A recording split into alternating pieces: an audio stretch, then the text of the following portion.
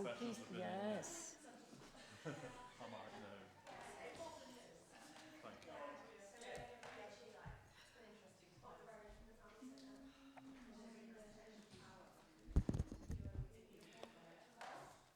Looks good. Good afternoon, everyone. It is 2:00, so may we begin, and I will welcome you in a moment, but this is the start of the new academic year. I'm going to hand over to our clerk, who will oversee the beginnings of the proceedings.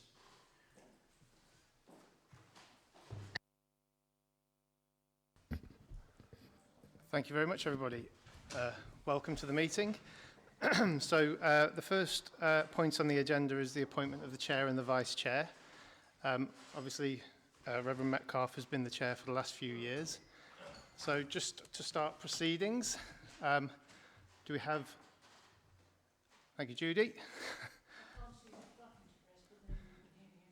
It's the bottom button looks like a speech in front of it. I haven't asked his permission, but can I propose Michael to be chair again? Absolutely. You okay? Excellent. Okay. Do we have... I will second that. We'll have a seconder. Several seconders. Perfect. Just for the record, is there anybody else who'd like to put themselves forward for chair? Okay. So, quick show of hands then. Everybody happy? Marvellous. We'll take that as passed then. Congratulations. Thank you very much, everyone. I'm very pleased to be invited to continue as chair for another year. And I think we've reached the stage now where it is year on year at a time. But we'll see how things go.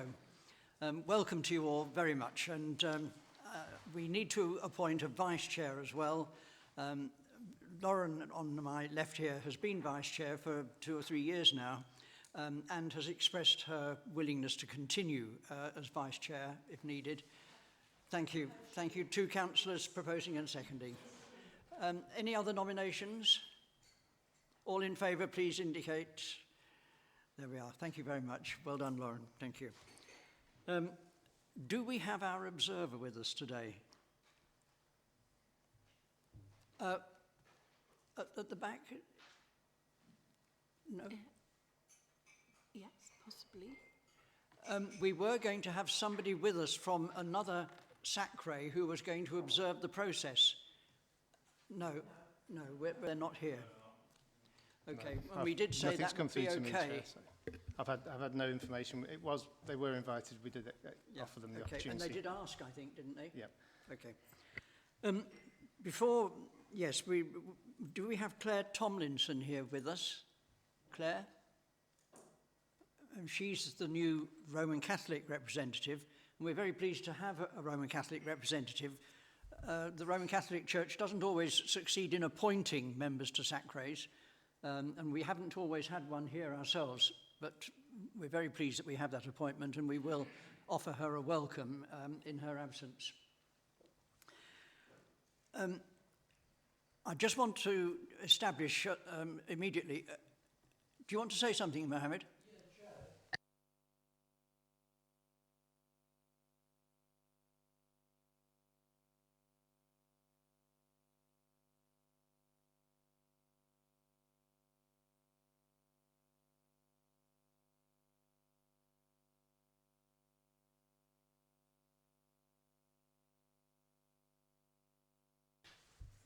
Welcome to our guest at the back then as well.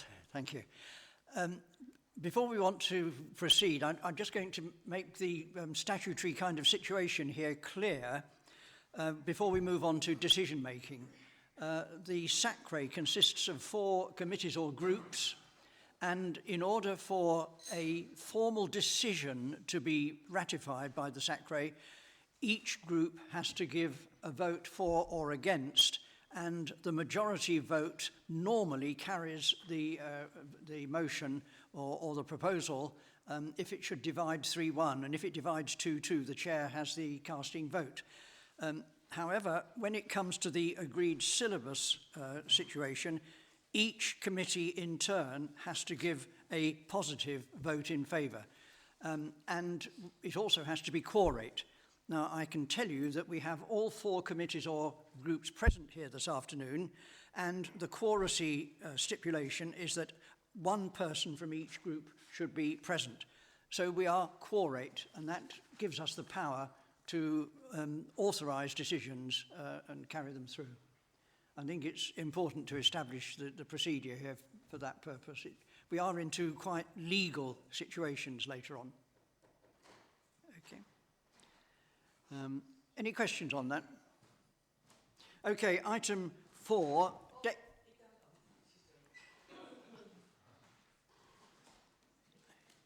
Hello. Claire. This isn't the easiest of places to park and to get to. So, Anywhere? anywhere.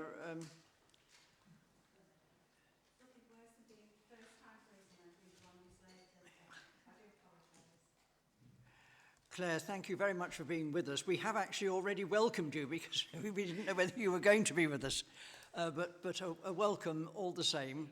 I'm going to ask for Claire's benefit, and we aren't fully into the main meeting of the agenda this afternoon, if we can just simply go round the circle just to say who we are and which group we represent. Okay? I'm Michael Metcalfe. I represent the Church of England, and I've been appointed by the Diocese of Lichfield. I'm Mary Gale, and I'm here to advise you on behalf of Staffordshire County Council and Interest. I am not an official member of SACRE. But we couldn't operate without Mary. I'm Lauren Nicholson-Ward. I'm a teacher of RE, but I'm here to represent the Church of England.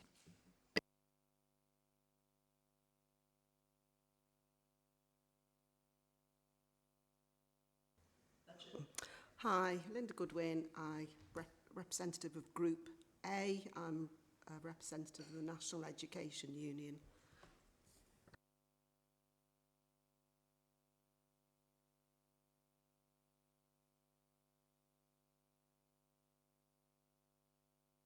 Which was your nominating body? I think you're here as a teacher rep. Oh, teacher. Yes. I'm not quite sure who may have... Which is Group C. Sorry, thank you very much. Okay. I'm in a similar situation. I'm pretty sure I'm a teacher rep, but I'm here to represent the unions as well. Hi everyone, I'm Zoe Cahallan, the head teacher at St Michael's and representing Church of England School. Hi, I'm Julie Thompson and I represent the Baha'i Faith. Hi, I'm Amy Bayliss-Fox and I represent the Salvation Army. Hi, I'm Vicky Priestley, was a teacher, just retired recently. I'm here under Committee B for the Church of England. Hello everyone, I'm Claire Tomlinson. I'm here as a teacher representative on behalf of the Diocese of Birmingham Catholic Church. I'm Mohammed Yusuf from the local mosque in Stafford. Vicky Longson, I'm one of the Lichfield Diocese Board of Education Advisors and I'm Church of England representative. Philip Atkins, County Councillor. Kath Perry, County Councillor. Paul Norcott, County Councillor. And I'm Simon Humble. I'm officer with the Member and Democratic Services team, so I've been emailing you. I'm normally the facilitator of the meeting, so I have to apologise to everybody that wasn't any tea or coffee ready when you got here. So that's far worse than turning up a little bit late. So. Thank you all very much, and again, welcome. This has given you all practice in using these devices, and they are quite important because the acoustics in this room are appalling. I'm using booster microphones here, and if anybody else would like to use them, they're over there. I had one on once originally, and it didn't seem to do very much, and then I discovered it got a volume control on the back. But this helps me at any rate. Declaration of any other business. Have we had that? I think we have. Have we had apologies? I'm sorry, apologies, yes, apologies. Thank you, Chair. So we've had apologies from Gabby Oldfield, Maddie Bell, Sam Kerwin, Sam Phillips, Councillor Mike Wilcox and Councillor Paul Snape. Okay, thank you very much. That is a fairly good account with the apologies of the membership of SACRE. We have got a number of spaces, which is an issue, but we won't deal with that today. Item 5, minutes of the meeting held on the 29th of June. These are on pages 1 and following of the papers that have been distributed. There is one very small misprint that I've noted on page 5, which follows on page 4, which follows on from page 1. So the pageant, oh no, it doesn't. I'm sorry, I've got 2, does it? Yeah, that's right. On page 5, where rethinker should be rethink RE, I think. Fairly well down. But going through the pages, any corrections on page 1, page 2, page 3, page 4, page 5, page 6, and page 7. Are there any problems that people have with the minutes in terms of accuracy or understanding?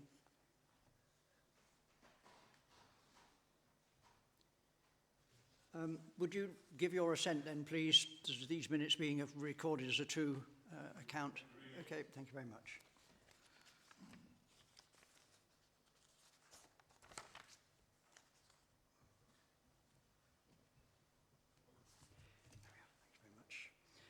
Now, you'll have noticed that we have 2 substantial documents in the papers today, the draft agreed syllabus and the annual report. So it would, I think, be important that we give proper time to that. Mary has also given a fairly substantial report on updating. So those are the 3 items that we want to spend most of the time on, and I think the rest of the items will probably have to be fairly brief and concise. So we move on to item 7, I think it is, 6, the update on key issues. If Mary can take these through with us fairly expeditiously. Okay. So this is page 10 in your booklets. And for those of you who are not certain who I am, I'm Mary Gale. I'm the advisor to help and support you as SACRE. I'm a retired head teacher, and I'm a retired head teacher of a Church of England school and a Catholic school.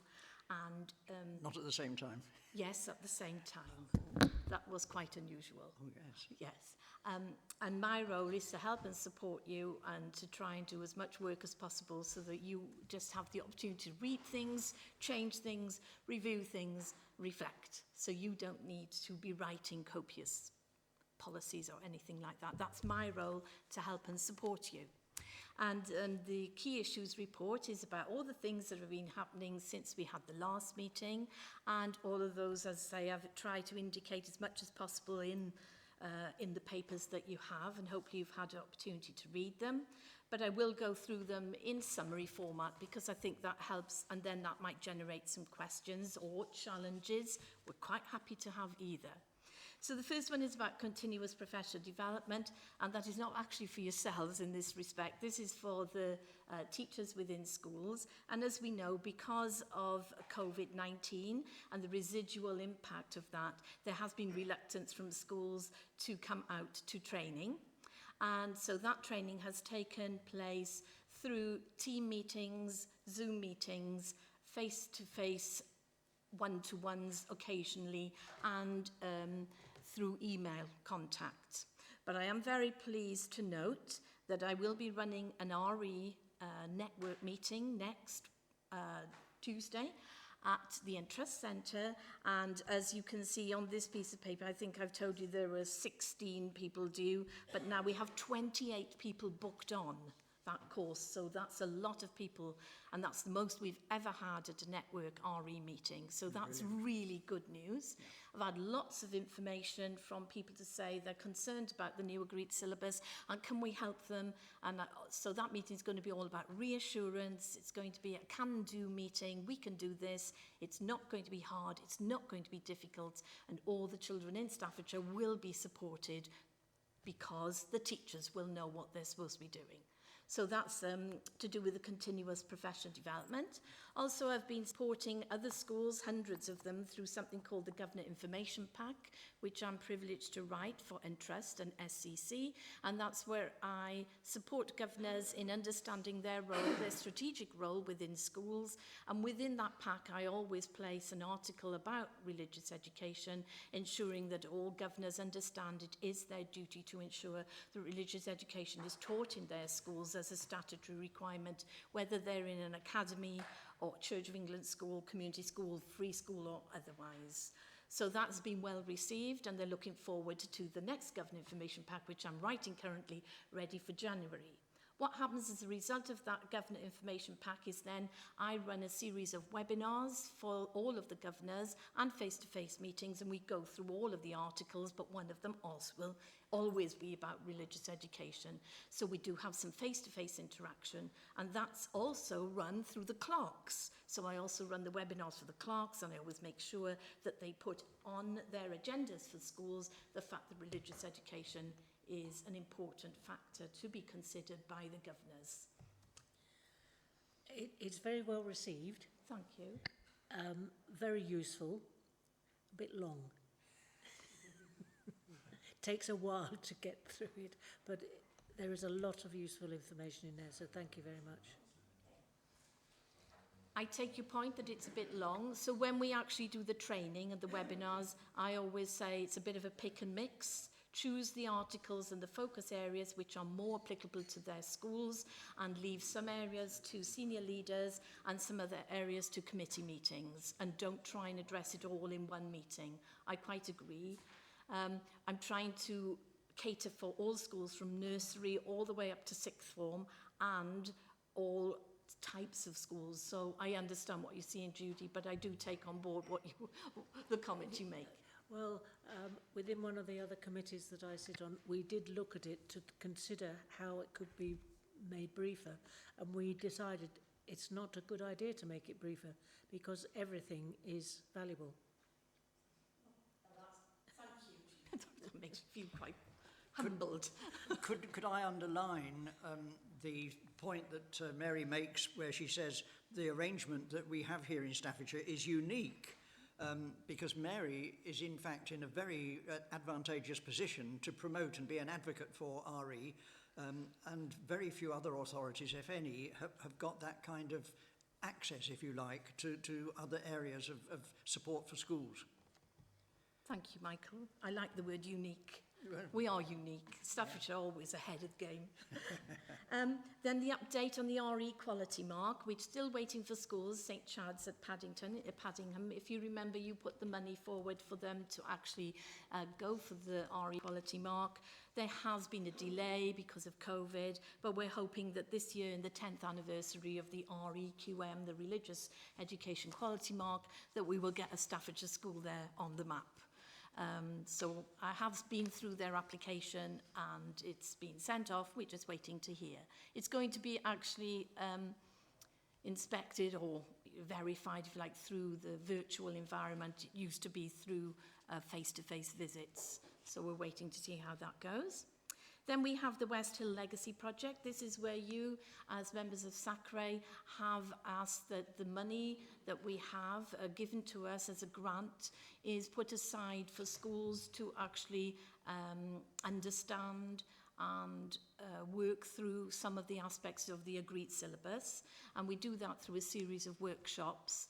And we do those workshops through the MIAS team, which is the Minority Ethnic Achievement Service team at Entrust, and through YouthNet. And we work together on Islamic aspects and Christianity, and we look at differences, we look at the similarities, and we run those as workshops. So we do have 2 workshops already arranged for February and March, but there are more in the pipeline.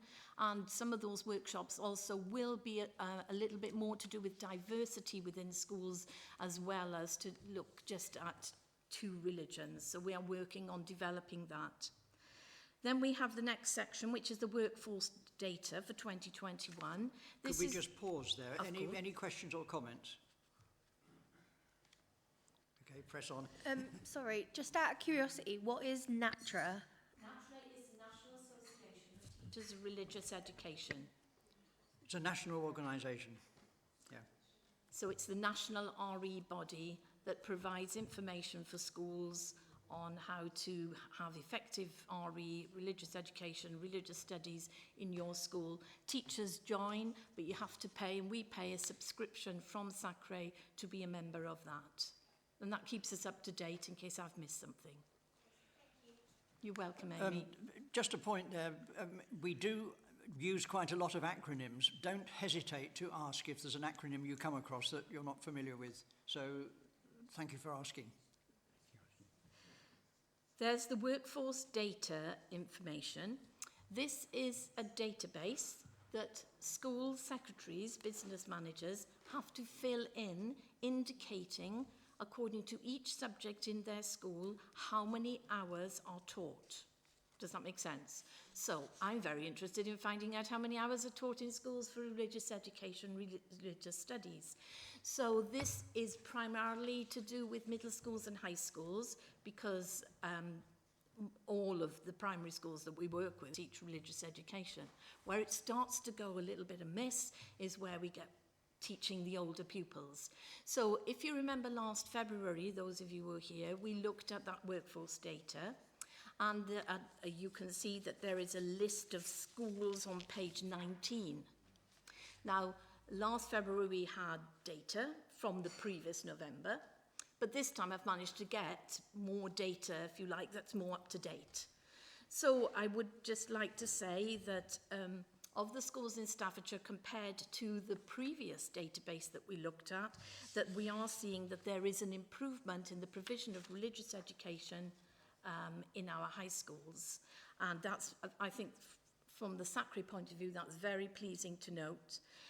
A few have decreased their provision, it says, but compared to last year, where 22 decreased their provision, this year it's only 10 have decreased their provision. So we know we're definitely got an improving picture. Some schools have got a 0 hours allocation, which means they don't teach RE at all, which can't be right. So what I do then is I look on those school websites to see if it's true or not. And in most cases, the database is incorrect, because we've got a number of Catholic schools, Claire, you might be interested to hear that, where it says they don't teach RE at all, but we know, having been on their websites, and I know, having taught him, been ahead in one, that it would never be the case. So it is a little bit of a clerical error. I've been contacting some of these schools to work with them to say that when you do fill it in, please could you make sure that the information is accurate. And next week when I meet with the teachers, I will be saying, could they go back and check the allocation of their schools on that database to ensure that the amount of hours that is actually taught is recorded correctly. Where the schools are showing 0 hours, I have managed to now work with those schools through head teacher performance management. So I will be setting their objectives and helping and support them to ensure that all curriculum areas are taught according to the statutory requirements. But that is, I mean, that's just sheer luck, as Michael said, because we're in a unique position. So are there any questions? I mean, all of it is there, but it's an improving picture, which is good to hear. On page 19, yes, Judy, which is a very interesting table, under the heading religious character, yes, let's just take the top one, Paget, does not AM. That does not apply, because it's a county school. That's not a Roman Catholic school or a Church of England school. So religious character means, are they Church of England? So A is for apply, does not apply. Does not apply, yeah. And M means maintained. Yes. Is that right? Yeah, Yeah, Paddy. some of the academies are there as well. M actually said Mary Gale. I don't know why. Yeah. So I took it, so I just chopped it in. I'm not responsible for the schools, but it said my name next to them all, which is quite interesting, really.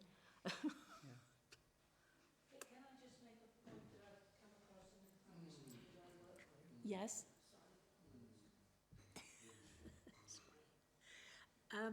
They've changed their curriculum quite significantly away from what I would call topic work, which banded groups of subjects together, and RE would come under the humanities, and they would clearly identify that RE was, a strong part of that.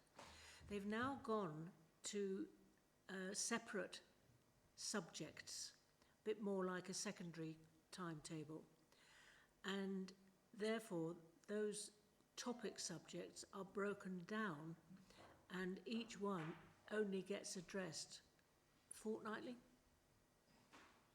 which seems to me a retrograde step, actually.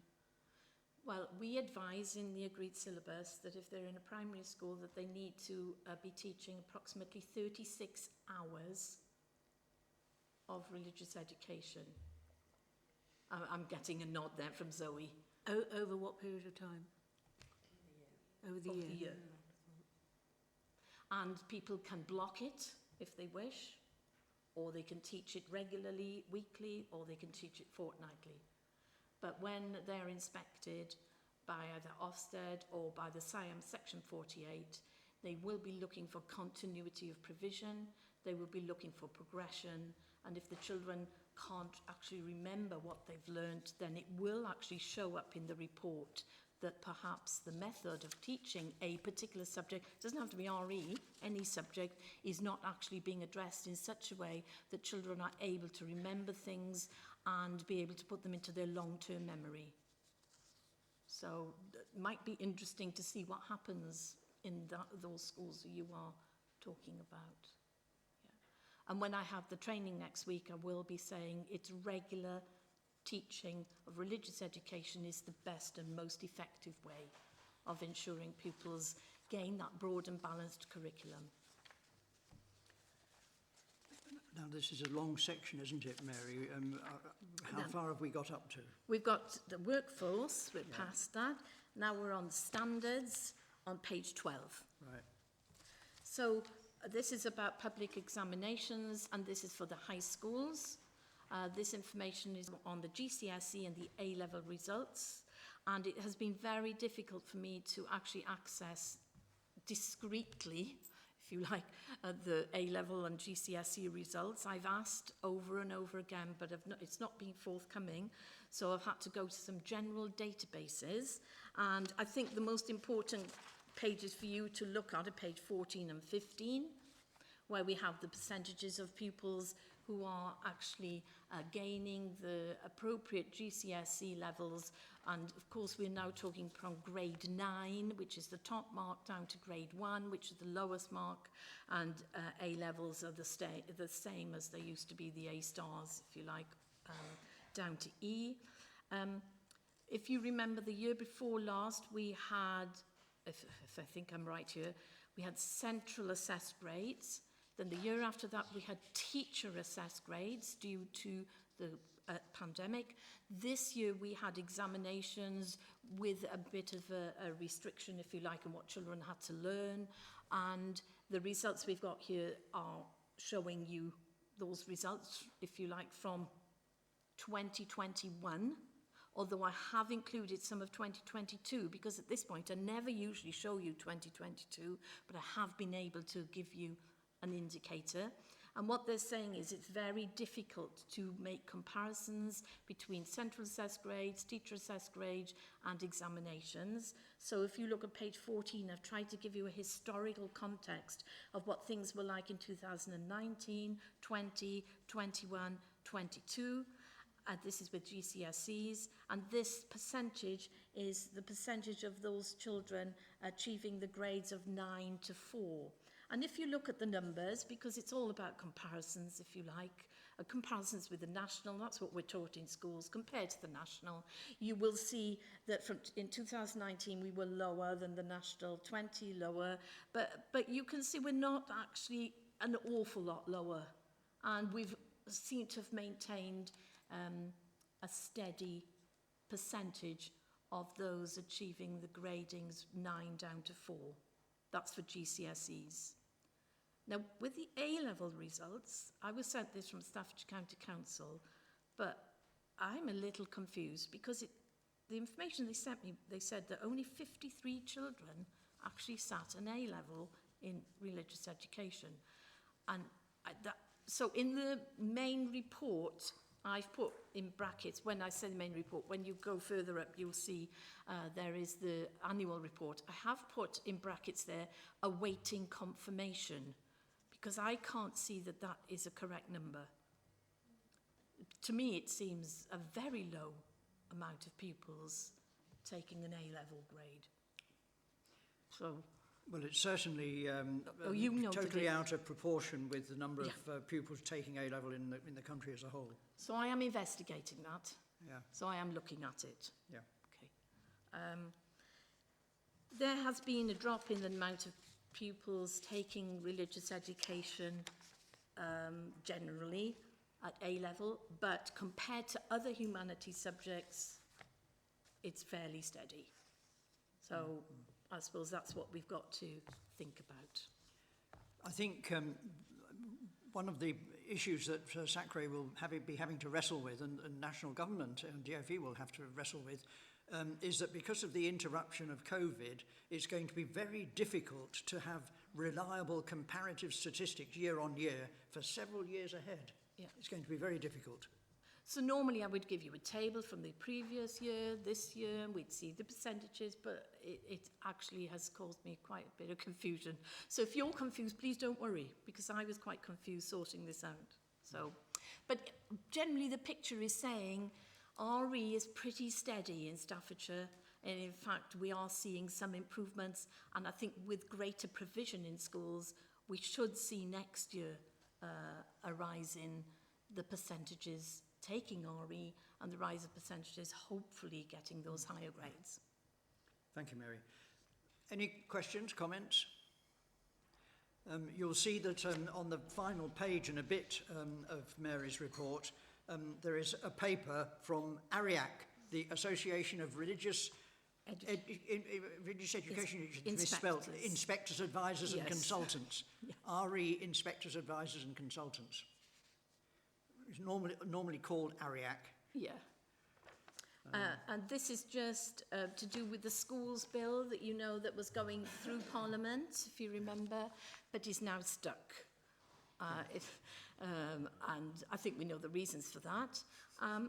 So ARIAC decided, since there was time to look at it, that they would put together a paper talking about the primary legislation within it and the problems and solutions that they were thinking they could put forward.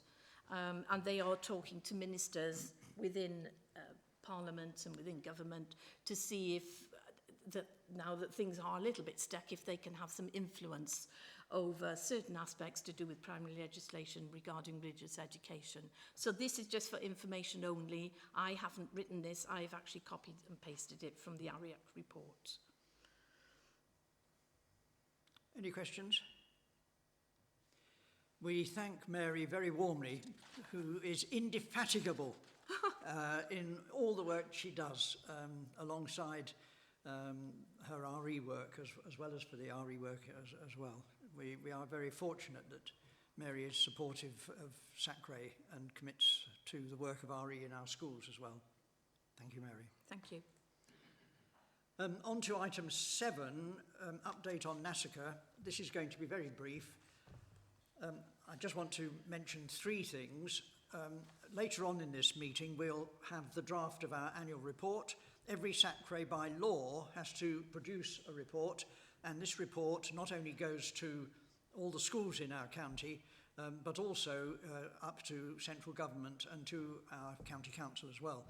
And some people have been asking over a long period of time, what happened to these reports?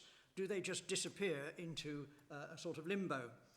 And the answer really was yes, because it actually requires a certain amount of effort to get these reports together and to have somebody analyse them and collate them and draw conclusions from them. Well, I'm pleased to say that NASICA has been able to make a step in this direction and has been able to appoint Dr. David Hampshire, who was actually chair of NASICA for a while, to do this exact job. And we will be getting feedback from this and benefits from this over the years to come as annual reports get sent in, as he looks at them, and as the results and, if you like, the implications of them are then disseminated to ourselves and other SACRAs. We will be hearing about this at NASICA's annual meeting, the first report on this, and it will be reported in SACRA briefing, which you all should get copies of. And one of the big things that NASICA does, of course, is to issue its termly briefings, which contain all sorts of important things dealing with SACRAs and with RE more generally. Second thing is to say that NASICA is continuing to collaborate with the development of regional RE hubs. And this is an initiative which is gaining momentum. It's being given a certain amount of funding from educational trusts, and it's likely to become more and more important. And as far as I'm aware, the organisation of these hubs corresponds to the regional hubs or the regional divisions that the DFE is working on as well. So there's a kind of synergy there with the way that the DFE is working. And it may be that we will need to think in terms of regional collaboration between SACRAs and our regional hub, but that's for the future, and we'll see how it develops. It's the case that the person who is masterminding this, I shouldn't call it masterminding, overseeing this, because it's a lady, you see, is Claire Clinton, who's on the executive body of NASICA and one of its chief activists. So it's very important that there are these links across that activity. And finally, I just want to say that NASICA has been involved with other RE organisations and lots of other organisations, of course, on lobbying the government while the schools bill is in a state of suspense, hoping that improvements can be brought and gaps in the provision filled should the schools bill go forward. At this moment, we're waiting to hear what the will of the government is as to whether it goes forward in a much more radically drawn-up case, or whether it gets put aside till the next government takes it on. So they've only got 2 years before the next election, so there's a sort of tight time limit there. So that's what NASICA has been up to briefly. Any questions on NASICA? Okay, thank you very much. Now, we've reached the point at which we become the Agreed Syllabus Conference. Therefore, as chair of the SACRA, I suspend the meeting of the SACRA and convene the Agreed Syllabus Conference. And we move to agenda item 8. For the benefit of Claire, the Agreed Syllabus Conference is the body that draws up the Agreed Syllabus. It's the Agreed Syllabus Conference which has the authority to agree on a draft, which the SACRA will then receive. But since we're the same body in terms of the membership, we can turn ourselves into one or the other as we go along. We've got an agenda here for this particular meeting. Item 1 of the agenda, this is on page 23, we record the members present and the apologies as for the meeting of the SACRA. The minutes of the meeting on June 29th were included in the meeting of the SACRA minutes that we've just agreed, so I'll assume that they're agreed. We're going to have update on milestones and feedback and changes to date and so on. I want us to move forward through this fairly quickly so that we can get to the draft copy, because in a moment we're going to be asked to vote on whether we agree that that draft copy should be adopted as the Staffordshire agreed syllabus in RE for the next 5 years. So that's quite an important decision that we should be making.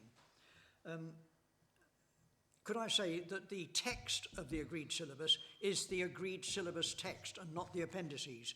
The appendices are extra and we're not authorising them, but you're able and free to comment on those appendices in due course if you wish to in a moment. But what we'll be voting on is the actual text without the appendices. Now, Mary, update on milestones. Okay. Well, as you know, we've been meeting together, we've been looking at the text, we've been reflecting on the text, and we've also had some additional working body meetings that have met online. I've met with schools, and we've also, Michael and I have met at Interest just to go through a few things. And we've come up with, as I say, the text that you can see here, and exactly as Michael says, the appendices is new, it's different, we never added those before, but we get so many asks and favours. Can you show us the example planning? Can you show us this? Can you show us that? It's easier to actually just add it in appendices, and in future years what would happen is that the appendices might change, but the agreed syllabus wouldn't, if that makes any sense to you. So the milestones currently are, we are here where we are today with the draft in front of you. There are still some typos. We know that because we've had trouble with the actual package that we were using to type in, and it kept running words into each other, kept missing things off. So hopefully we've got a fairly good copy for you to look at. The changes to date, well, they're the changes that you can see in this draft copy.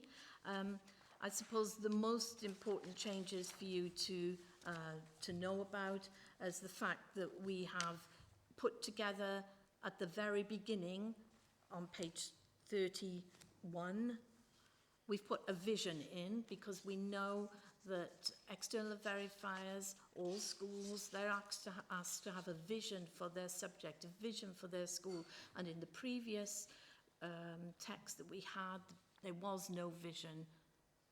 We had an aims, and so we was trying to now use the wording that everybody recognises as being wording that you use at the beginning of a school policy, etc. So we're talking about the vision, the aims, we're talking about the new themes of exploring, engaging and reflecting, and we are adding in this one more to do with non-religious beliefs and worldviews. So if you like, it's very similar to the previous one, but now it has the add-on of looking at worldviews. And the other thing I would like to ask is your opinion on is whether you would like the word worldviews to be one word, 2 words, because it's written everywhere and anywhere in different ways, and I want to be consistent in this document. So worldviews can be 1 word, worldviews can be 2 words. Worldviews can be written with a capital W. And if it's 2 words, it can be written with a capital W and a capital V. So we need to make sure that we are actually writing this correctly. And you might think, Mary, this is a bit pedantic, but seriously, these are the things that matter to people as well. Just to throw another one in the mix, you could put a hyphen as well. Yeah. And I've just written that here. I put or add a hyphen.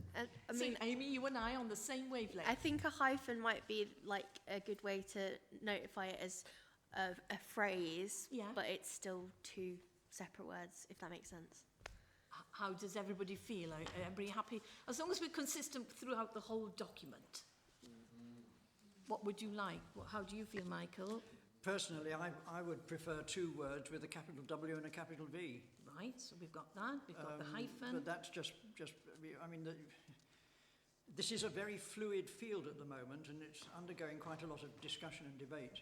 Just to say that NATRE put the 2 together. This is, I know, this is why I've come across it in so many different ways that I want to make sure that whatever we write is consistent in this one document.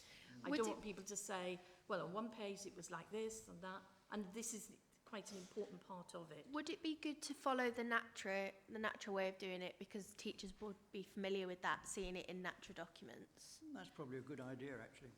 Yeah. Do you put a capital letter? No. No? I'm on our website. No.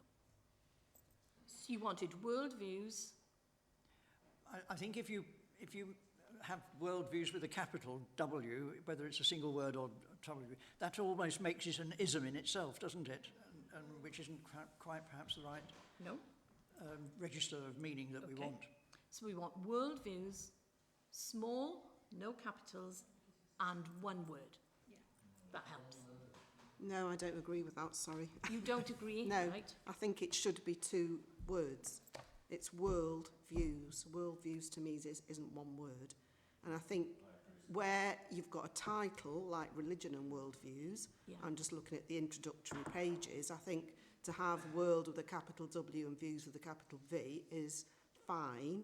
But then when it's in part of a text, I think you can just have world views without the capital. So I think you can use it in 2 ways. But I don't think, to me, it isn't one word, it is 2 words. It's a way of viewing the world, so it's 2 words.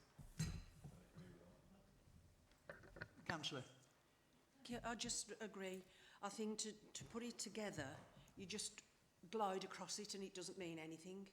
Whereas if it's 2 separate words, it actually means what it says. That's just my opinion. When I'm reading a text, that's just how it comes across to me.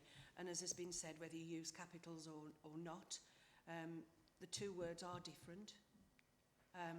And to put them together, it's just when you're reading, you slide across it rather than take in what you're reading. That's just my opinion. Thank you. I totally understand you from a grammatical perspective, but if the world of RE, if the leading likes of RE are using that phraseology of the 2 together, then it's that consistency that you spoke about. It's just something to weigh up. Yeah, I agree, actually. I think it should be one word. Just looks here. I've just gone up with Wikipedia, gone online, and they're using it as one word. Yeah. It's quite clear that the agreed syllabus will founder on our being unable to get a single positive vote from each of the committees. This is actually going to be quite tricky, isn't it? How are we going to negotiate this? Could I ask Zoe, within a school context, what do you think teachers would be happiest to look at, to read and to understand? Similarly to what Vicky said, grammatically, it's more comfortable with worldviews. But if we're joining the dots of all the different organisations, I guess that's not a helpful answer because it's very much an on-the-fence answer. But grammatically, in a school, you would want to present it as 2 words. But if we're keeping consistent across the documents, I've not seen it written as 1 word, and it doesn't sit well with me grammatically. But if that's how it is in the other guidance documents, then...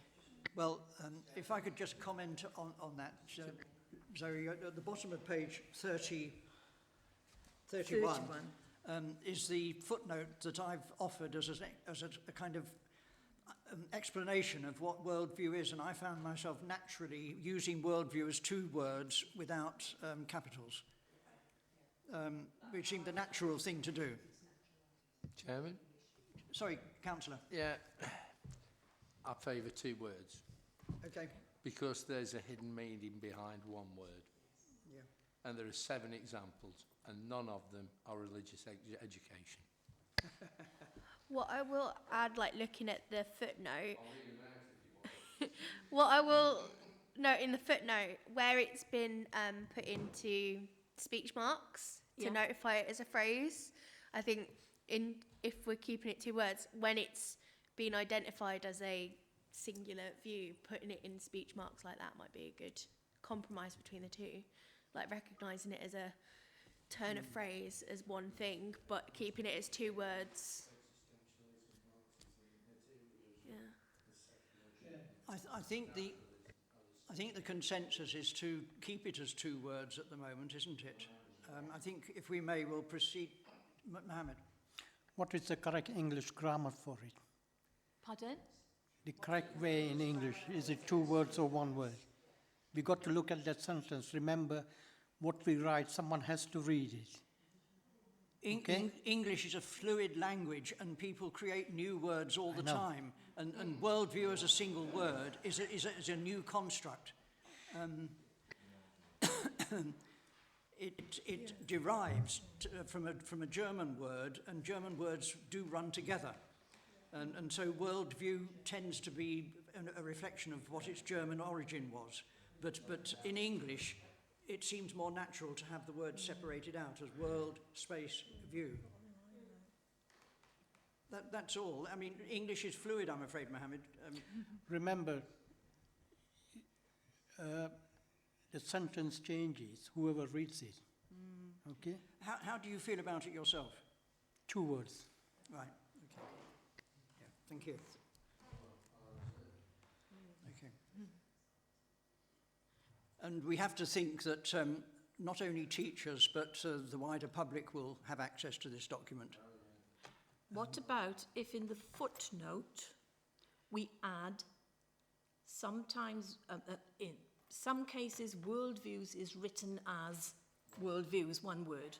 What if we add that to the footnote and then, if you like, everybody is happier? And we would say that we have chosen as an editorial principle to use this style, but other people will use other styles. Something like that. Yeah. I agree. I think that's a really good way forward. The only thing I wanted to say was, I think part of the reason, and I am speculating here, why Nature and Natre have used that as a singular word is because they want to symbolise some sort of equality between religion and worldview. They're singular concepts, both of them, and they want them to be equally weighted. So if I'm talking to a pupil about what is your religion and what is your worldview, to have those both as singular words, as singular entities, gives them an equal footing and equal value. And I don't know whether having them as two says that one matters more than the other. Just a thought, but I don't disagree with the solution that you've put forward. I just think that we need to be aware that, you know, worldview has its definition behind it as a word, and the definition is usually one word altogether or hyphenated. And if you're using that as a defining of actually a societal viewpoint, then the correct grammatical term, although it doesn't sit with us well grammatically, the correct terminology is defined as one word together or hyphenated. It's just an awareness to have. So I think if we do decide to use it as two, it does definitely need that footnote to say that they are still the same thing. Yeah. May if we are happy to do this, may we say that we will offer a footnote and that we will submit this footnote to scrutiny before it gets written into the syllabus. But if we, with that proviso, hopefully we'll be able to agree the rest of the text this afternoon. Yeah, just, if you Google it, if you research it, everyone is one word everywhere. And I'm just gone through at least 50 websites where it's worldview is one word. It's a concept, isn't it? It's a concept. I'm going to be a bit naughty here. There is a huge bandwagon going on at the moment promoting worldviews as a focus of study within religious education. This, in a sense, is quite possibly tending to marginalise religion and faith within the study of RE. I have here a book which has come out in the last month or so on exactly what's going on in RE today, religion and worldviews, and its underneath subheading is The Triumph of the Secular in Religious Education. And I do commend this book to any of you who want a bit of an intellectual romp, because it actually offers a critique of the worldviews bandwagon. And I think that kind of highlights why it's not capitalised, because it's not a religion, is it? Well, I think we've got to be very careful, because the bandwagon is a bit like a juggernaut that's driving all ahead of it and trampling everything on it in its way, I have to say. Yes. Well, Wikipedia uses worldview as one word or worldview hyphenated, so that might be another way forward. Just hyphenate it. So in the vision and aims, put worldview as one word or worldview as separate, and then make a footnote saying, as an editorial principle, we've chosen to go with. Yeah. We'll in have that to way. do that. We'll have to do that. Yes. Well, I mean, thank you for that lively discussion. Great. That's what we love. Unexpectedly lively. But this actually underlines the fact that the area of worldviews is not a monolithic and established area of converse.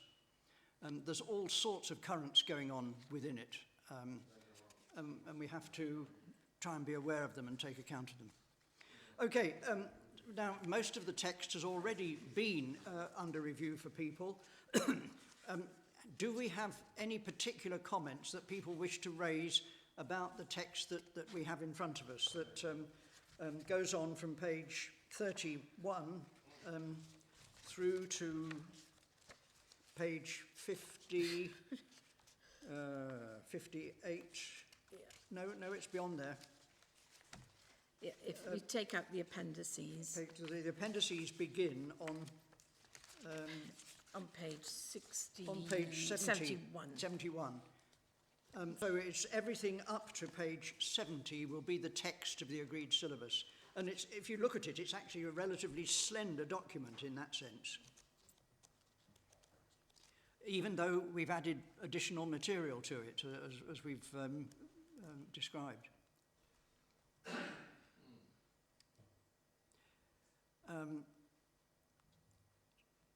We're not going to invite people to go through it page by page. If you haven't come across something that you wish to query, then really there's nothing that you can say at this stage. Yes. Sorry, just dipping in there, just one observation on your acknowledgements, which is on the last page, which doesn't highlight that I flicked straight to the back of it. Committee A, you've got the same name in twice, but spelt slightly differently. Oh, let me have a look. Oh yes, Mohammed's down twice. Yes. Page 69, that shows you how important you are, Mohammed. So, sorry, could I also have my name corrected? It's Ali-Y, Priestley, Ali-Y, if you don't mind. Sorry, say that again. Under Committee B, it's Vicky Priestley. Vicky Priestley, L-E-Y. L-E-Y, please, that's all. L-E-Y? As I understand it, Mohammed, your correct spelling is the second one lower down. Or the one that I recognise anyway. With one M. One M? Yeah. Yeah, so we cross out the top one. Okay. And if I can be completely pedantic. Yes. Amy's fine. I have a hyphen in my last name. Okay. Bayliss Fox. Yeah. Yeah, no, this is very important. And Claire will be adding your name. Is that all right? Because you've contributed to the discussion. Yes. Can I have a hyphen too, please? You can have the hyphen too. I do have one. I know you do. What is extraordinary is that I don't have to ask for the E to be taken off the end of Metcalfe. Oh. So is everybody happy with the spelling of their name if I make those amendments? Great.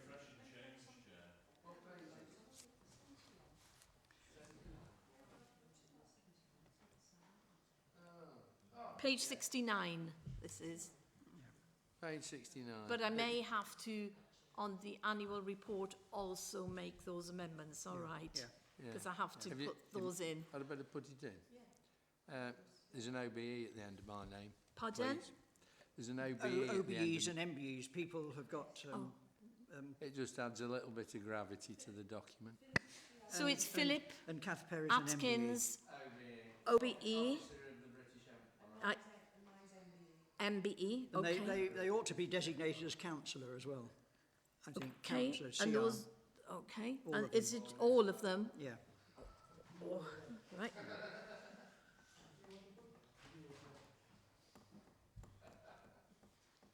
Do you want prebentary next to No, yours? I'm dead at the top. That's Yeah, all right. that's okay. If we're going through this so pedantically, Yes. can I ask why Harold Gurdon is named under Committee C? I don't know anything about Harold Gurdon. He was on the list, you said.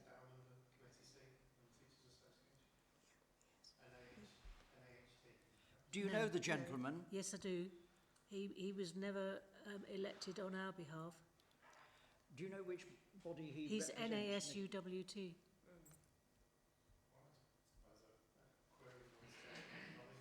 So that's, He doesn't work in Staffordshire. Do we cover Stoke as well? No, No? we don't. Well, On the then other that's hand, membership of SACRE is not geographically bound. You don't have to live or work in Staffordshire to be on the SACRE. Right, okay. So his email address is NASUWT. Yes. I can find that information. And let me know. Jude, it's quite important to be... Yeah, I want this right. This is a legal document, and... Well, if Simon can check. Thank you check. very much, Simon. Great. Thank you very much, everybody. We're going to come to a serious moment now. I'm going to invite each group to vote to adopt this text as the agreed syllabus.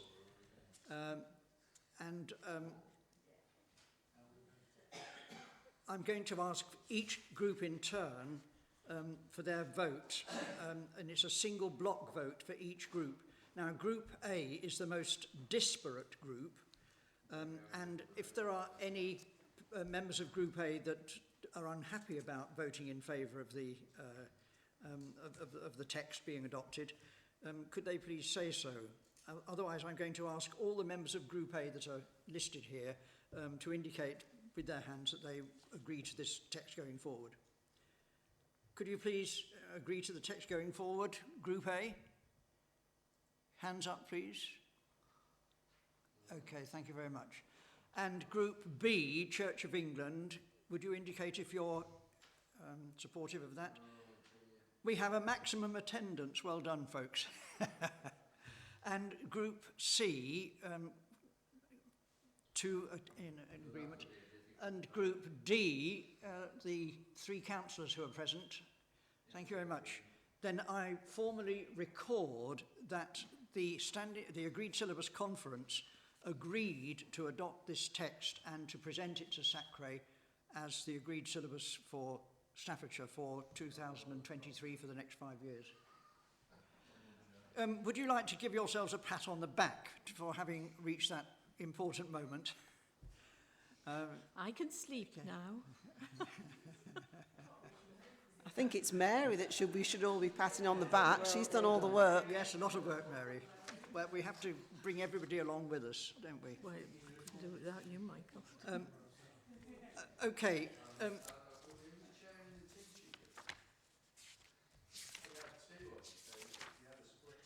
A unanimous and authoritative decision. Now, if we go back to page 23, if we may please.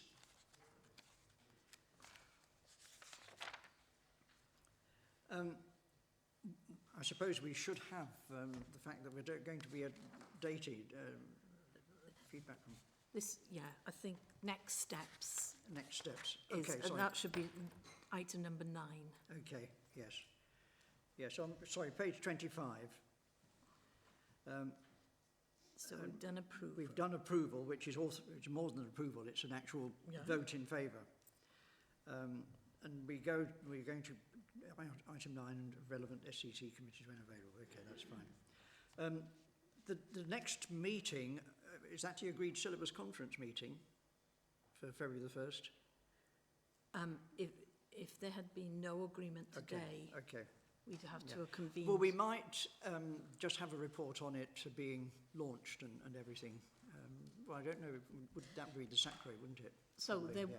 if you agree it, then I have to inform interest in SEC with the amendments and the bits and checking bits that therefore you would wish this to be launched to schools and that they would organise some kind of conference meeting where it would be launched and you would be invited, we would all be there and schools would be invited, usually only a few turn up, but it would be during the school day, people would be invited and it would just be launched on your behalf and everybody would receive an electronic copy through the e-bag and various other ways, you know, whatever, so that all schools can have it. This is for maintained schools, Church of England schools, not aided schools, because they have their own. I'm right there, Vicky, aren't I? And academy schools choose whether they wish to follow it or not, according to their funding agreement or their foundation agreement. They can do another agreed syllabus if they so wish. Catholic schools, you've got your own, haven't you? So it's similar to the Church of England aided. So when I have my meeting next week with teachers, I will say to them, with a few typos sorted and the graphics sorted, we feel this has been voted as the agreed syllabus. Claire? Sorry, just for my own knowledge, just what sort of time frame? I can see here it says to be launched, rolled out to schools spring 2023, and then implemented. Starting for implementation in summer of 2023. People have a try ready for September 2023, I think. So to become statutory from September? Well, it's statutory from January. Yeah, Yeah. But there will be a transition period where people have to adjust planning and look at their topics. I think it'd be awful to say you must do this from January the 1st. Because schools, so Zoe, your school will go, what? Can't do that. We haven't got enough time. So I think we'll have a transition period during the spring and the summer, ready for full implementation. Much appreciated, thank you. I think the important thing, Claire, is that the revised one that we've just passed runs smoothly on from the present one. So the transition should not be a great big bump. With the planning, the additional aspects will be the worldviews, the non-religious worldviews, because we haven't done quite a lot of that in the past. And for high schools, it actually is very clear now that they must teach religious education. Whereas before, I think a few people thought it was something they could choose. Now it's very clear in here, they must teach it. So it's clearer for all. Mary and I did wonder whether we might try something interactive, but I'm not sure that we've got the time to do that today. But what we had in mind, if you'd like to turn to pages 57 and onwards, this is where we've attempted to offer some age-related expectations of performance levels. And they're fairly detailed, and they go through each year, page by page. And our task here was to develop a sequence of performance verbs, if you like, that got increasingly sophisticated and deep as pupils' development and achievements improved and progressed. And you might like to look and to see whether that gives a convincing and a coherent hierarchy, if you like, of levels of performance, particularly the descriptors, the actual agents, the verbs that are being used, and the adverbs about the quality. So that's the type of exercise that we were doing. When I talk to schools, they always say, well, how do I know the children are doing okay by the end of year 1 or year 2? Usually in other Greek syllabus, they say things like, by the end of Key Stage 1, by the end of Key Stage 2, and people saying, well, they've done it all by year 1. What do they do in year 2? So this is a very different from anybody else's syllabus. We've actually said by year 1 they should be doing this if they're the average child. Year 2, and we've gone up into each year group. Special schools worry, so when we talk to special schools, we say things like, you know your pupils, you choose which key stage best suits their needs, and see if within that the children can do any of the things that we have indicated. And they seem to be quite happy with that, because I have spoken to special schools about their needs and wants, and that's why the special school section in here is much clearer than it has been in previous Greek syllabus for Staffordshire. So that was quite a nice verbal exercise that we did on that one. Just an interesting thing for you. And could I say that although we have the appendices here, These are still subject to further editing if people feel that there's a need for them to be so. For instance, Appendix 1 is a very recent one that Mary and I added on the choice of faiths and other worldviews that might be followed within the curriculum, the RE curriculum. Yeah, because we will be introducing to schools words such as Abrahamic religions and Dharmic religions. We will also be using terminology that they may not have seen before. For instance, Sikhism, Hindu Dharma as opposed to Hinduism. So we are starting to move the terminology forward. Vicky, would you agree that this is what you are doing in your line of work as well? Yeah. So do you think we're quite current when we do the training, that we put those words in?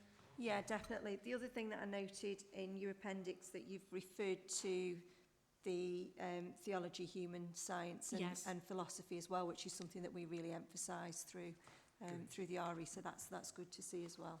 Thank you. That matches your Church of England take on things as well. Absolutely.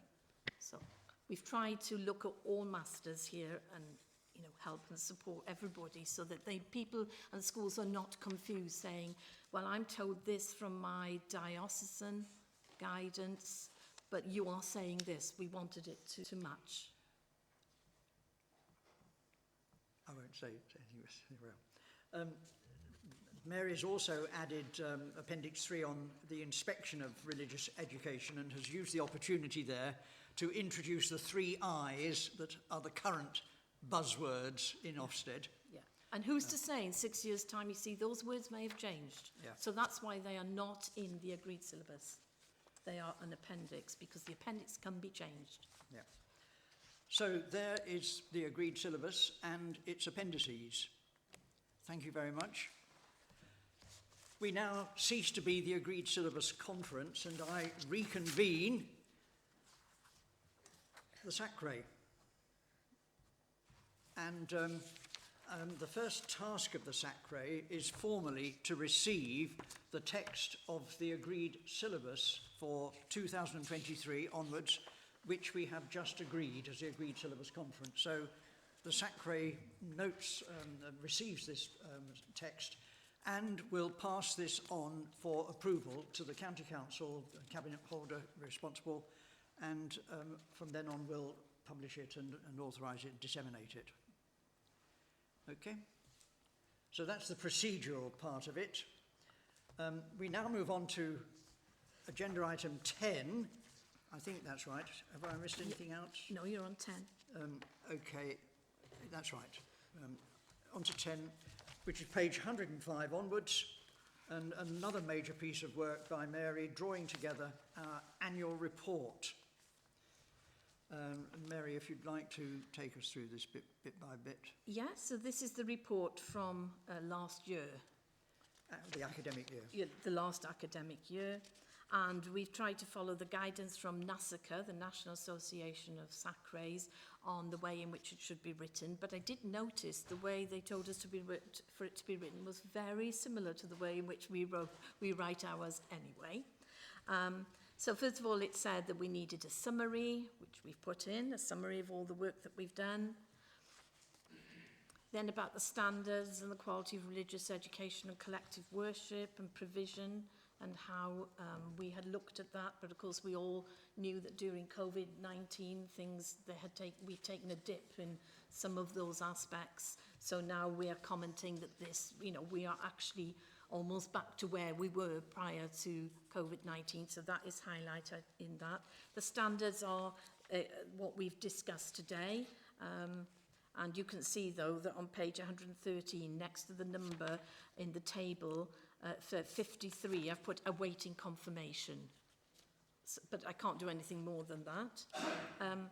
Then it wants to know about teacher recruitment over the page. Well, I only find out that through looking through the Times Education supplements, or I am on a website that actually looks at religious education leaders and puts the adverts there. So I get a feeling if there are more coming forward.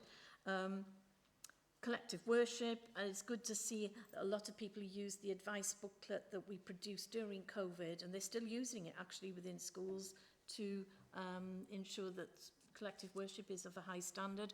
And people have said, because of COVID-19, actually worship or collective worship assemblies actually better in schools because more staff were involved, and more staff were involved in the planning and the delivery. And the delivery was during that period online. So if parents were actually watching and listening, they really did make sure it was right. And a lot of people said that they continued to use the information that they gathered during that period to deliver their assemblies, collective worship, and so on. So that's good news that there is something coming out from COVID-19 that's been positive. Just a question, Mary. This advice booklet, was this particularly to assist with the COVID situation? It was. Do you think we should just say that that was focus for that? Yeah.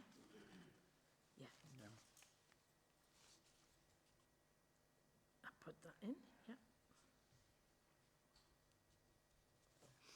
Although now it can be used now as Of course, yeah. Then information about the Sacre meetings, the membership, and so I am aware now that the membership is incorrect with regard to names and spellings.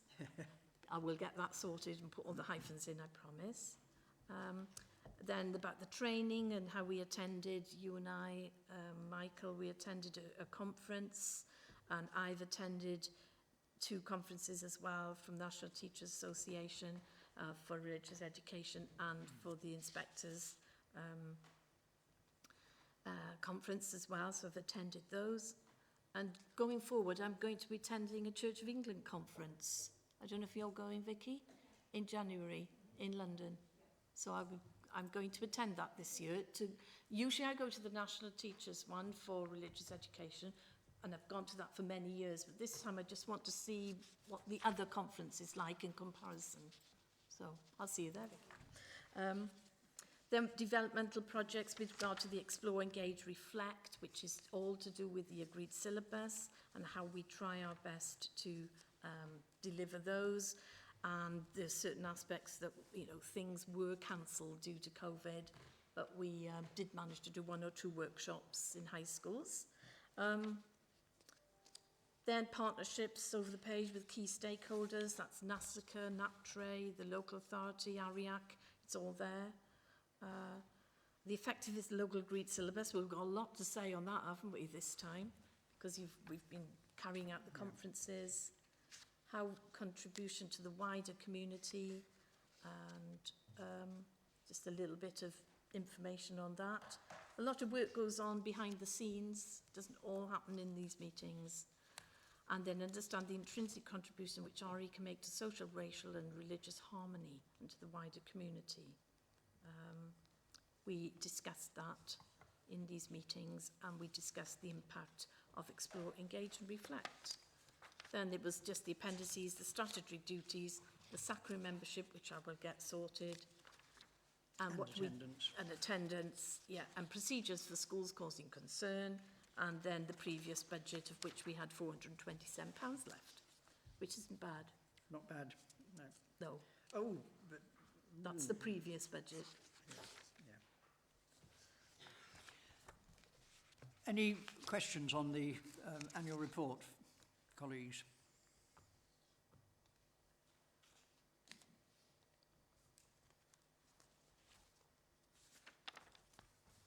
If we're not careful, we're going to finish early. We thought this might be a rather long session, however. May we have your general approval? Can I just point out that on membership, yes, you've got Harold Gurdon again on Committee C, and you've actually got in brackets NAHT. Oh. Thank you. So it should be, well, we don't even know if he should be there, do we? So we're No, checking but that. he's an NASUWT. Yeah, I'm not sure that he's ever attended any Sacre meetings. No, he hasn't. I've never seen him here. No. I did receive apologies from him this morning. Oh, okay. So he was intending to come. Right. And I'll say that for the record now because I didn't say it at the start because they've just been forwarded on to me by a colleague. I've done some quick investigating whilst we've been chatting, and I'll have a chat about that after the meeting, but he certainly has been put forward as a member of the committee. Okay. I don't know who by. Well, I'll discuss that after with you. But it's important that... but he's not, is the correct union's attached to his name anyway. Yes, yes. Thank you. Yes. No, this is your report. It's got to be right, isn't it? This is only a draft. Yeah. So you will let me know because I won't be able to submit the report. Okay, thank you.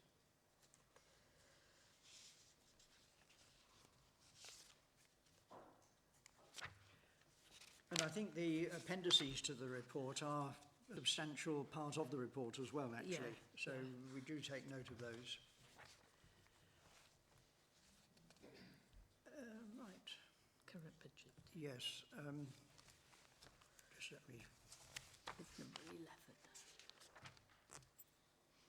That's right. Item 11. I was looking at that one for where that came. Okay. Item 11, the budget. Mary, you've got... that's indicated on page 129. We've allocated £6,000 and odd pounds, 6,340, and we intend to spend the committed amounts that you can see right at the bottom of the page. Those haven't yet been spent, but that's what we intend to spend. Which adds up almost exactly to 6,000. Yes, because in previous years we haven't spent it all and then they wouldn't let us carry it forward. You remember we had that conversation, Judy? So we're trying our best. So I have put here a launch of £1,000 towards a launch, just in case they say there is no money for a launch. We've all got to cut back, so we could use some money for a launch. So I put a question mark beside it. But the amount allocated to Sacre was confirmed at School Forum earlier this week. Yeah.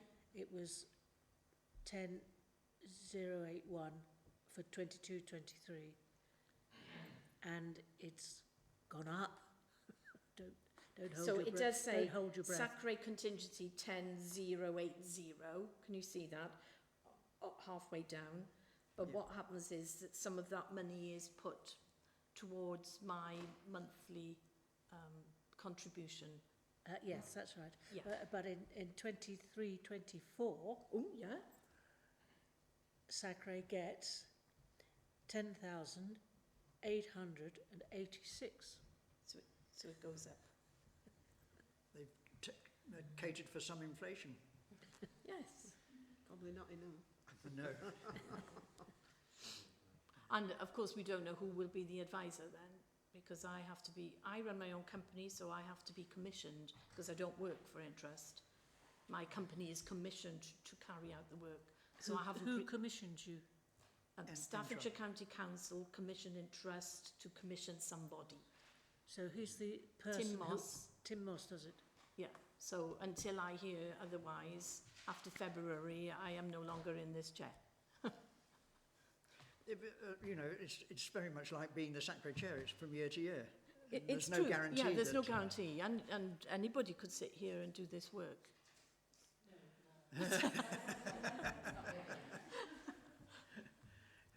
Except that Mary gets paid. Yes, I get paid an amount. This is proper contractual.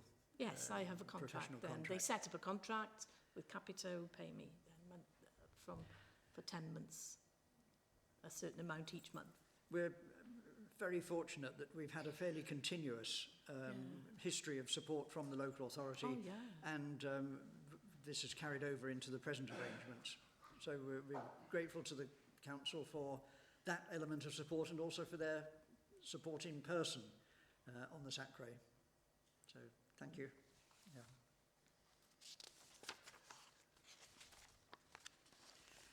Sacre Development Plan and Agreed Syllabus Plan is our next item, 2 and a bit pages. Yeah. Mary has drawn up a table here Some of it is now historical, of course. Yes, after today. Yes, but we haven't used the actual colour coding here. No. But on the right-hand side, you can see where the colour coding is. Yeah. And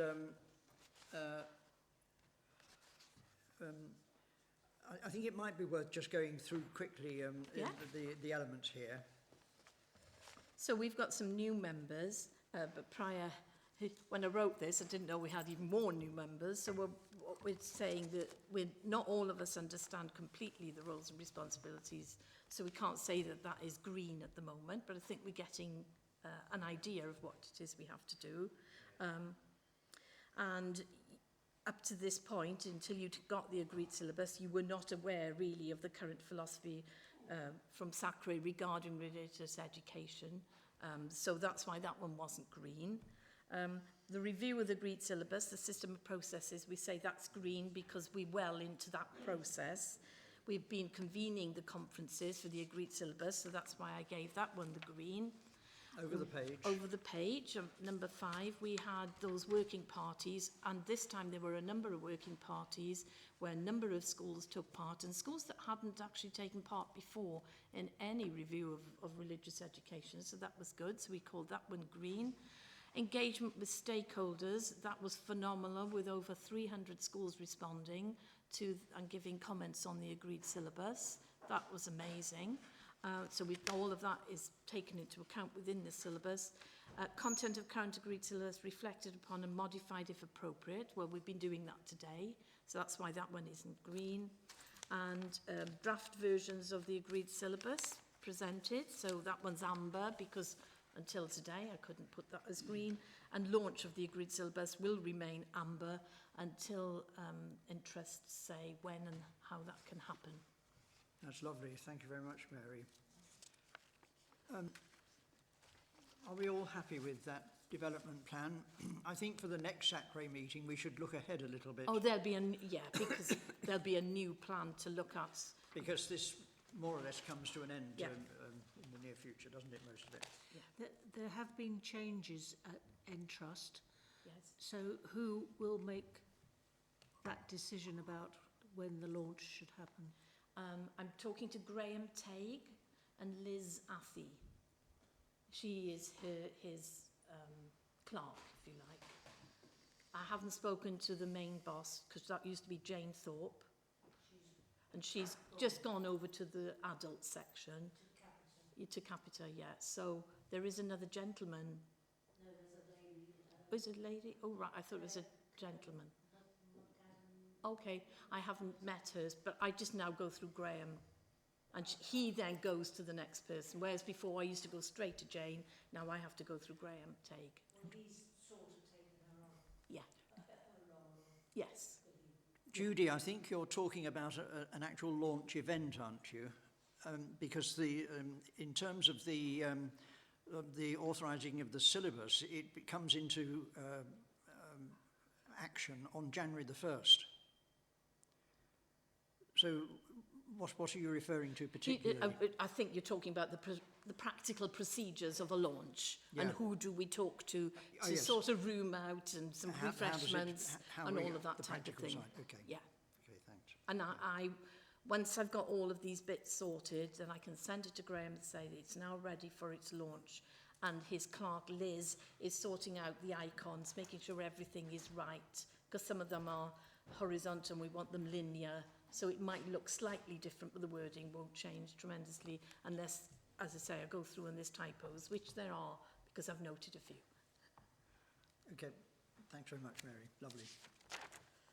Any other comments on the work plan? And other things? Thank you very much indeed.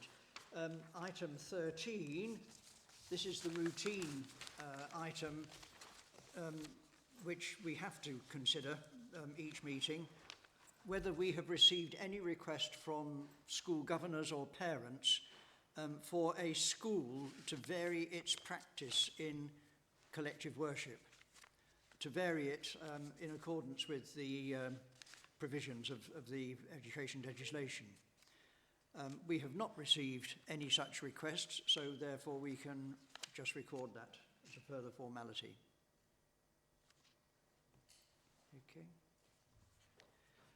Okay. I was very, very firmly advised by Mandy, who was Simon's predecessor as our clerk, that we do not allow any other business at council committee meetings. So I will not ask for any other business. But anybody who... Parking, we ought to... Very fine? We ought to mention parking. Oh. Just parking in future, that's all. I know it's not any other business, it's a practical... You can answer it. Parking. So apologies for the parking situation today, but unfortunately the Eastgate Street car park is no longer available to us. The reason for that, as you can see when you pulled your cars onto it earlier on, is because there's going to be construction work taking place on there, which should have started some months ago.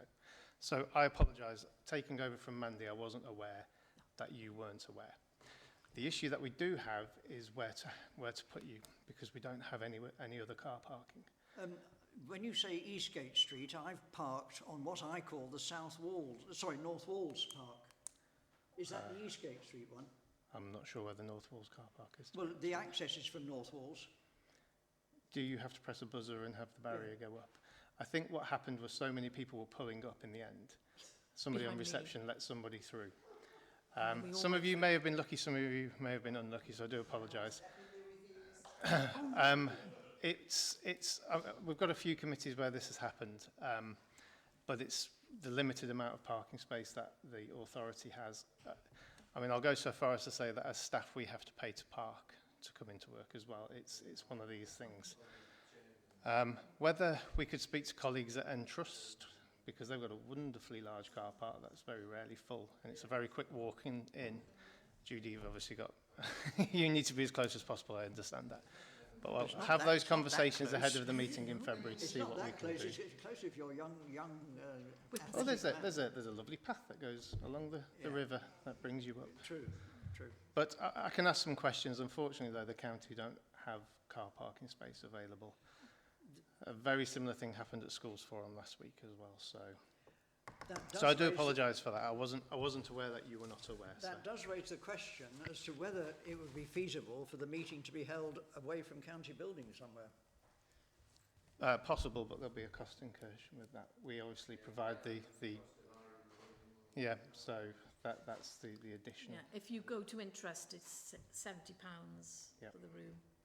Whereas obviously, plus, and ordinarily there would be free coffee and tea here, which I'll be taking that up with our caterers, but that should have been here for you when you arrived as well. Yeah. Sometimes SACRAs meet in schools. Okay. But again, I bet it's parking. Well, not necessarily. You couldn't park at Christchurch. I can imagine my colleague Simon, who's hidden away there, will also be screaming out that this is a webcast meeting as well. In obviously, fact, it causes a lot of issues in terms of how we go about doing that. Okay. Well, can I thank everyone very, very sincerely for what we've achieved this afternoon, and look ahead to the work that we're going to be doing for the rest of this academic year. If you wish to stay behind and engage informally with us on the agreed syllabus or anything else, or the book that I've just shown at you, waved at you, you're very welcome to. But so that there should be no other business of a formal character, I declare the meeting is closed. Thank you very much.